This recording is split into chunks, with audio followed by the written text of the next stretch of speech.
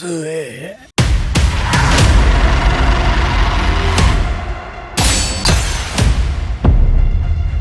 まさか。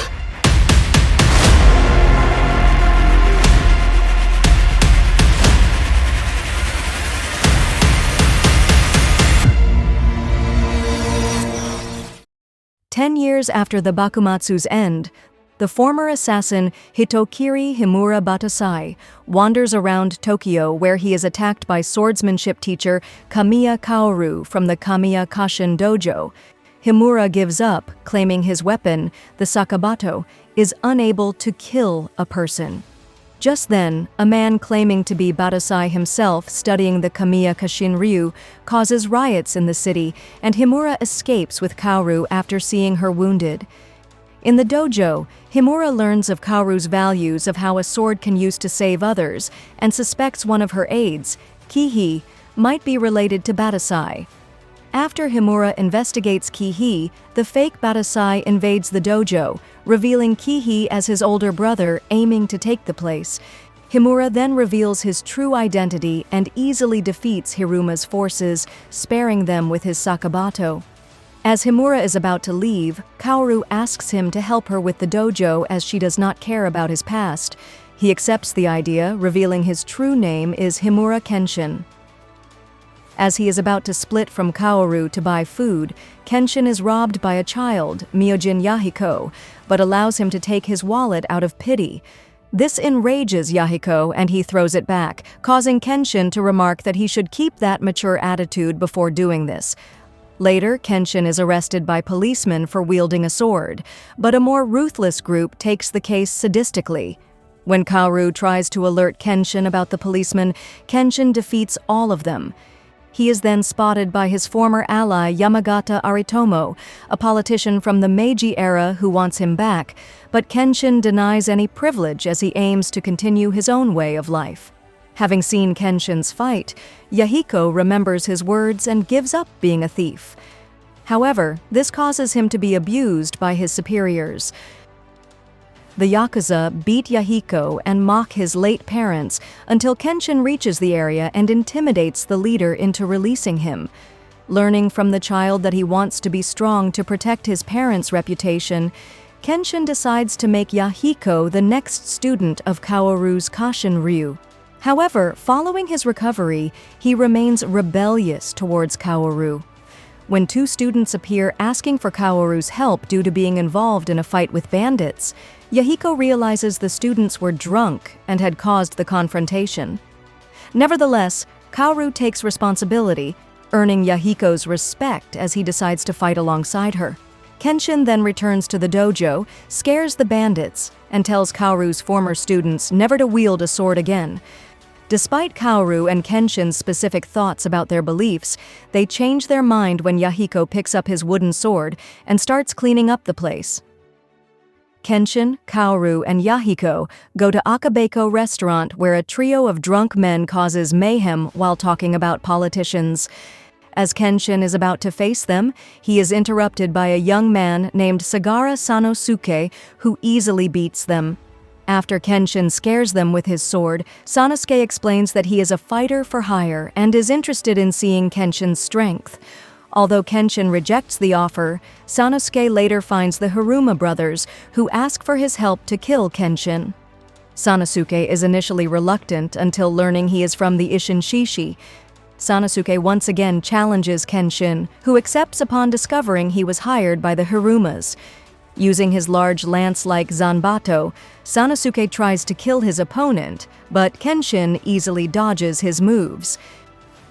With his superior skill, Kenshin easily bests Sanosuke, but his anger towards the Ishinshishi for killing his captain Sagara Sozo from the Seki Hotai during the revolution pushes him to keep fighting.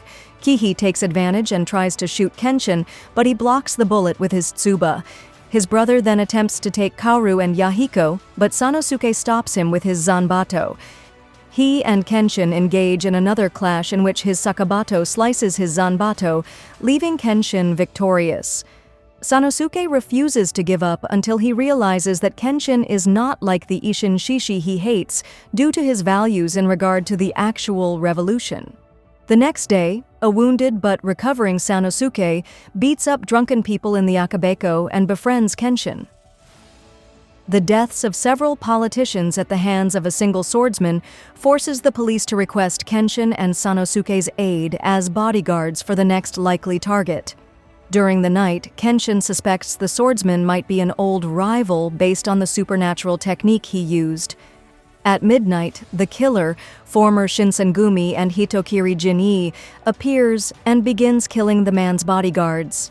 He easily paralyzes Sanosuke and the rest with his chi, but Kenshin resists. Attracted by his ability, Jinii escapes, having decided to target him. Despite Kenshin wanting to fight him alone, Kaoru confronts Kenshin, making him promise not to leave the town until he returns her bow. However, Jinii kidnaps her, enraging Kenshin. Following Jinnii's instructions, Kenshin finds his enemy's location, where he keeps Kaoru. Jinii easily bests Kenshin as he claims he was stronger in the Bakumatsu when showing a notable thirst for blood. Disappointed, Jinii paralyzes Kaoru, giving her little time before her death. This causes Kenshin to go back to his Hitokiri Batosai persona and tries to kill him with his Batojutsu techniques to overwhelm his enemy. Before Kenshin kills his enemy, Kaoru remembers his kind personality and breaks free of Jinnii's control so that Kenshin will not break his vow of not killing. Jinii kills himself, but not before taunting Kenshin in his final moments. Returning to the dojo, Kenshin and Kaoru thank each other for preventing a murder from happening, but the latter is displeased upon seeing her bow now covered in blood. While gambling with his friends and Kenshin, Sanosuke becomes shocked to hear that one of them has died after becoming an opium addict. They are then spotted by a woman named Takane Megumi, who is being pursued by two men and an assassin, Bashimi. After defeating them, Kenshin and Sanosuke learn Megumi too carries opium and tries hiding it from Kaoru. This results in the group being kicked out of the dojo. One of Sanosuke's friends reveals the two men have been executed by Takeda Kanryu, who is responsible for bringing the drug to Tokyo. Kenshin is startled by his bodyguard Shinomori Aoshi, the leader of the Oniwaban forces. As they return to the dojo, Kenshin asks Megumi for further information, but she refuses to divulge sensitive material. After apologizing to Kaoru for lying about the current problem, a large man from the Oniwaban, Hayatoko, attacks the dojo. Hayatoko tries to incinerate Kenshin and Sanosuke but is quickly defeated. A hidden Bashimi tries to kill Megumi with a poisonous bullet, but Yahiko blocks the shot. As the poison takes effect, Kenshin tries to attack Bashimi but is interrupted by the Oniwaban Hanya. Megumi helps create an antidote to heal Yahiko. It is revealed that Megumi originally belonged to the Takane clan, who forced their children to study Western medicine. After a conflict in Aizu, Megumi loses her family and is forced by Kanryu to produce the opium he distributes. Realizing the guilt she carries, Kenshin requests Megumi to stay in the dojo, which Kaoru agrees with. As a wounded Hanya reports to Shinomori about Kenshin, his boss becomes interested in the swordsman. In the post-credits scene, Kanryu becomes delighted upon seeing an unknown item on a Western ship. Though Kenshin, Kaoru, and Yahiko accept Megumi, Sanosuke remains resentful over her previous work. Hanya approaches Megumi while she is alone at the dojo and threatens her into meeting with Kanryu. Arriving at his headquarters, Megumi tries to kill him but is stopped by Shinomori and taken prisoner. Kenshin goes to rescue her and convinces Sanosuke to join him. Accompanied by Yahiko, they storm the compound and defeat Kanryu's private army. As they reach his mansion, Kanryu attempts to recruit Hitokiri Batosai as a bodyguard, but is refused. Entering the room where she is held, Shinomori returns Megumi's knife and implores her to choose between a peaceful end at her hands or being tortured to death by Kanryu. As Kenshin's group enters the mansion, they are confronted by Hanya. Kenshin fights Hanya, but initially struggles to avoid getting hit. Using his sakabato pointed forward in a defensive stance, he determines that Hanya's tattoos are giving the illusion of his arms changing length, allowing him to land a blow.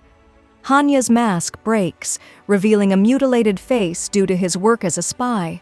Kenshin defeats Hanya, and the group move to the next floor of the mansion, where they are confronted by Shikijo. Sanosuke decides to face him alone, while Kenshin and Yahiko find Megumi. Shikijo reveals how Shinomori took him in for his strength and invites Sanosuke to join them, impressed by his. Preferring Kenshin's pacifist values over the strength of the Oniwaban, Sanosuke defeats Shikijo but loses consciousness soon after. Elsewhere, Kenshin confronts Shinomori and both prepare to fight. Shinomori easily overpowers Kenshin with his Kenpo fighting style and shorter kodachi. After Kenshin understands his technique, he grips his sakabato by its blade to shorten his range and manages to wound Shinomori. The Oniwaban tries to kill his enemy with his strongest move, the Kaiten Kenbu, but Kenshin reads it and counterattacks. Both fighters fall to the floor, with Shinomori briefly losing consciousness and Kenshin refusing to kill him. Accepting his defeat, Shinomori explains he wants to bring the rejected Oniwaban their works, but only Kanryu accepted them. They are then interrupted by Kanryu, who tries to kill them with a Gatling gun, wounding Shinomori's legs. Sanosuke, Hanya, and Shikijo arrive to stop Kanryu. Shikijo uses his body as a shield to protect his leader, but is caught in the gunfire. Though Shikijo, Hyotoko, Bishimi, and Hanya are killed protecting Shinomori, Kenshin uses their sacrifice to defeat Kanryu. When the group finds Megumi, she decides to atone for her crimes and surrenders to the arriving police. Kenshin stops her and claims that Megumi is an innocent woman who was used by Kanryu to create his drugs. With Kanryu intimidated by Kenshin into silence, the police leaves with him, while Kenshin, Sanosuke, and Yahiko convince Megumi to redeem herself by healing others. Elsewhere, a traumatized Shinomori escapes with the severed heads of his subordinates and prepare for his next fight with Kenshin. As the group heads back to the dojo, a doctor offers Megumi a new house where she can stay. In the post-credits scene, Shinomori promises his late underlings to bring them the honor of the invincible. Curious about Yahiko's absences from his classes, Kenshin, Kaoru, and Sanosuke find him working into the Akabeko restaurant alongside a young girl, Tsubame. Threatened by a group of thieves, Tsubame gives them a replicated key to rob the place. Yahiko's attempts to stop them prove unsuccessful. Despite Kaoru's and Sanosuke's complaints, Kenshin convinces them to let Yahiko handle the situation himself rather than rely on others. In the aftermath, Yahiko asks Kenshin for help with how to defeat several opponents at once and is reinforced by Kaoru, the values of the Kamiya Kashin-ryu. That night, Yahiko recovers the key from the thieves and downs several men one by one until Kenshin and Sanosuke scare the rest. As Tsubame begs for Yahiko's help, the young boy is able to single-handedly defeat the boss of the group. Afterwards, Yahiko confesses to Sanosuke that his true objective was buying a sakabato like Kenshin's, lamenting that it is too expensive. Nevertheless, he is satisfied with his growth as a swordsman. Kenshin accompanies Kaoru and Yahiko to the Mekawa dojo, where he sees kendo being taught and trained. A man named Raijuta Isurugi enters the dojo, seeking to take it down. In a duel with Mekawa, Raijuta nearly kills the master with a bamboo sword, forcing Kenshin to stop him and challenge Raijuta himself. In their duel, Kenshin sees Raijuta use a technique to make his bamboo sword deadly, but avoids his slashes. Raijuta then leaves but sends an invitation to Kenshin the next day. Upon meeting with him again, Raijuta reveals his goal to restore swordsmanship back into a deadly martial art. Kenshin rejects his belief, unwilling to live in a world where lethal swordsmanship thrives. Raijuta accepts his answer and draws his katana. Raijuta fights Kenshin but is quickly defeated. Nevertheless, he vows to crush him. His student, Yutaro, then challenges Yahiko to a duel, arriving at the dojo in the early morning. His lack of skill is evident when Yahiko realizes he came whilst he is sleepy to win. Feeling sorry he was never taught by Raijuta, Kaoru teaches him. Yutaro reveals his desire to surpass his father as a swordsman, who abandoned becoming a samurai to be a merchant. Raijuta allows Yutaro to train in the Kamiya dojo, where he progresses quickly. However, while thankful of his training, Yutaro believes his true potential is by training with Raijuta, telling them of when he saved him and his father from bandits. He takes them to the site of the attack, but Raijuta ambushes Kenshin, inadvertently wounding Yutaro. He reveals that he had staged the incident to have his wealthy father as an investor. Kenshin accepts Raijuta's duel, but takes Yutaro to a hospital first, where his wounds are revealed as severe enough to prevent him from ever practicing swordsmanship again. Kenshin battles Raijuta and determines that he uses vacuum-like slashes by displacing the air around his blade. Through his boasts, he also surmises that while highly skilled, Raijuta has never killed anyone. Despite sustaining several cuts, Kenshin defeats him by striking Raijuta with his handle and scabbard, knocking him down. Humiliated, Raijuta grabs Yahiko and threatens to kill him, but his threats are rebuffed and they leave with Yutaro. Later, his father speaks with Kenshin and explains his choice to move with his son to Germany, hoping he will forget about swordsmanship. Crippled by his wounds, Yutaro becomes despondent over his inability to practice swordsmanship. Yahiko encourages him by swinging at Yutaro with his bamboo sword, who blocks it with his cane and realizes his skills are not entirely lost. In the post-credits scene, Raijuta finds 2 civilians and attempts to kill them to prove he has the willpower to murder, but he relents and breakdowns at his inability to act.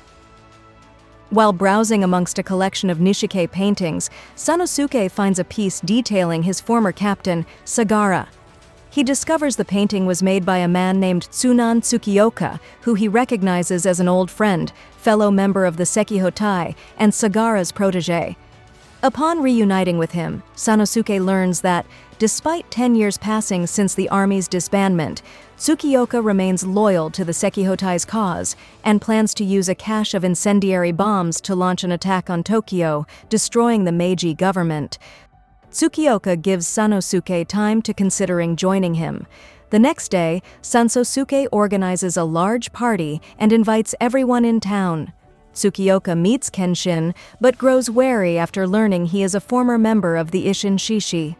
As the party ends, Tsukioka and Sanosuke make their move and head to Tokyo, unaware that Kenshin is awake. Kenshin confronts Sanosuke and Tsukioka in Tokyo. After several failed attempts to defeat the former Isshin Shishi, Sanosuke knocks out Tsukioka and leaves all of his friends' bombs to be hidden by Kenshin. In the aftermath, a furious Tsukioka feels betrayed and attempts suicide, but Sanosuke tries to stop him. After a brief fight, Sanosuke convinces Tsukioka to avoid causing mayhem in the city, as the Meiji era taught him that there are several people that are trying to live like his friends, and a suicide would not affect the current state. Afterwards, Tsukioka gives and decides to start writing a newspaper that criticizes the government. In the post-credits scene, former Isshin Shishi Okubo Toshimichi discusses the recent attack but discards the possibility of Shishio being the cause of it due to a lack of casualties. At his friend's insistence, Kenshin tells a story about one of his journeys. While visiting Yokohama, Kenshin meets a rickshaw puller, Dankichi. As they introduce themselves, a woman collapses nearby. Dankichi's passenger, a foreigner known as Dr. Elder, begins to treat her. They were confronted by Dayan Ishizu, a greedy doctor who wants to monopolize Western medicine and despises Dr. Elder's treatment of the poor. Ordering his men to kill the woman, Kenshin defeats them while Dankichi takes the woman to a hospital. A grateful Dr. Elder invites the two to afternoon tea, but inside the restaurant, Kenshin notices a man carrying a sword of Western design. Meanwhile, Ishizu enlists the help of a foreign man to kill Dr. Elder. The man's assassin, Espelar, becomes excited to fight Kenshin, having recognized him earlier. Espelar, who wields a spiral-bladed saber, lures Dankichi and Dr. Elder outside and attacks them. When he demands Kenshin's whereabouts, Kenshin soon arrives, having deduced that a message sent to Dr. Elder was a trap. Despite using numerous thrusts and eventually his fastest attack, Espilar is soundly defeated. To his shock, Kenshin does not kill him. Knowing that a samurai's katana is his soul, he sees his sakabato as indicative of his new ways. Ishizu attempts to release a vial of smallpox to kill them, but Espilar stops him. Later, Espilar reflects on his failed goal to defeat Kenshin, but is encouraged by Dr. Elder to have smaller aspirations he can be proud of. He becomes Dr. Elder's new bodyguard and shows Kenshin his new saber, inspired by his sakabato. Before they depart for the United States, Dr. Elder reveals her true identity to the people of Yokohama.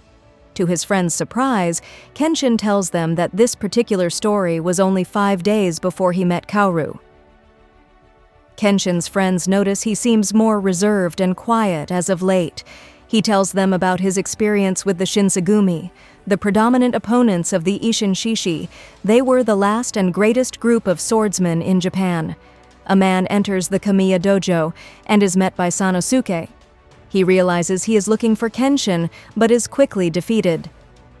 The attacker, Saito Hajime, a captain of the Shinsengumi, is in league with Senate Secretary Shibumi, former Isshin Shishi, and mastermind behind Genie's attacks on government politicians. While Megumi treats Sanosuke, Kenshin determines that Saito is responsible, though he is unsure if he can defeat him. Saito coordinates a plan with Akamatsu Arundo, Shibumi's mercenary. Kenshin follows instructions left by Saito and travels to an open field alone. There, he battles Akamatsu and he ensnares him within his chains.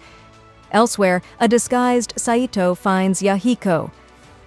Entering the dojo disguised as a policeman, Saito tells Kaoru and Yahiko that Kenshin is being targeted. Kaoru offers to let him stay and wait. Believing he has won, Akamatsu tells Kenshin that he is being targeted by someone for a special reason, but Kenshin rises up and defeats him. Kaoru sees him as he is walking home, telling him of the policeman at the dojo. Coming face to face with his old foe, Kenshin tells them who Saito truly is. They duel, but Kenshin quickly sustains several wounds. To Kaoru's shock, Kenshin reverts into his Hitokiri Batosai persona and begins to fight more viciously. Sanosuke notes that with both fighters now intent on killing the other, the only one who can stop them is someone who has fought their war. After Kenshin and Saito lose each other's weapons, they prepare to deliver the final blow. But the clash are interrupted by the arrival of Okubo. Okubo informs Kenshin he is needed as Makoto Shishio is active in Kyoto. A former Isshin Shishi assassin, Shishio was exceptionally skilled but dangerous and ambitious. He was executed out of fear he would take over Japan when the Meiji government was newly established but survived. Okubo gives him a week to decide. Saito later kills Akamatsu and Shibumi, upholding his belief as a Shinsengumi to immediately kill his enemies. Before Kenshin can plan to meet with Okubo to discuss his decision, the Home Minister is assassinated by an associate of Shishio. Kenshin goes to the scene of his death and is taunted by the killer before he vanishes in the crowd. He and Saito know Okubo's death will trigger civil unrest that Shishio will use. Having made his decision, Kenshin farewells Kaoru and explains that while a part of him will remain Hitokiri Batosai, embracing Kaoru, he thanks her for everything she has done before leaving.